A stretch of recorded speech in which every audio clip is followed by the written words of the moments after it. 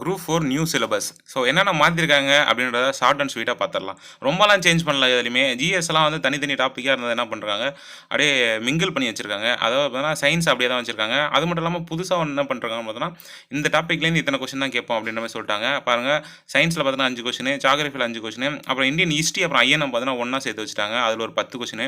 அப்புறம் பாலிட்டில பார்த்தீங்கன்னா 15 கொஸ்டின் சரிங்களா? நம்ம பாலிட்டிக்கு தான் வெயிட்டேஜ் தரணும். அதுக்கப்புறம் இந்தியன் எக்கனாமி அப்புறம் யூனிட் 9 ரெண்டுத்தையும் சேர்த்து பார்த்தீங்கன்னா 20 கொஸ்டின் அப்படின்னு சொல்லியிருக்காங்க. அதுக்கப்புறம் தமிழ்நாட்டின் வரலாறு, பண்பாடு அப்புறம் சமூக அரசியல் இயக்கங்கள் அப்படின்னு சொல்லிட்டு அதுல ஒரு 20 கொஸ்டின் கொடுத்துருக்காங்க. அது மட்டும் இல்லாம கரண்ட் அஃபேர்ஸ் பார்த்தீங்கன்னா இதுக்குள்ளாரியே சேர்த்து கொடுத்துருக்காங்க. மேக்ஸ்லயுமே பார்த்தீங்கன்னா ஆப்டிடியூட் ரீசனிங் சொல்லி தனித்தனியாக பிரிச்சு கொடுத்துட்டாங்க. அது மட்டும் இல்லாம மேக்ஸ்லேருந்து சில டாபிக்லாம் நீக்கிருக்காங்க. அது ஏபிஜிபி எல்லாம் எடுத்திருக்காங்க. மெயினா இந்த தமிழ் மீடியம் பசங்களுக்காக பார்த்தீங்கன்னா நிறைய டாபிக் பார்த்தீங்கன்னா தமிழ்ல வந்து கம்மி பண்ணியிருக்காங்க. மோஸ்ட்லி இலக்கியம் உரைநடை அதுலேருந்து பார்த்தீங்கன்னா நிறைய டாபிக் வந்து தூக்கிருக்காங்க. அதுக்கு பதிலாக இலக்கணத்திலேருந்து நிறைய கொஸ்டின் கேட்க போறேன்னு சொல்லிட்டு சொல்லியிருக்காங்க. மோஸ்ட்லி பழைய சிலபஸும் இந்த சிலபஸும் பார்த்தீங்கன்னா கிட்டத்தட்ட சேம் தான். தமிழ்ல தான் பெரிய மாற்றத்தை கொண்டு வந்திருக்காங்க. இது போல டிஎன்பிசி ரிலேட்டடான வீடியோ தெரிஞ்சுக்க நம்மளோட சேனலை மறக்காம சப்ஸ்கிரைப் பண்ணுங்க.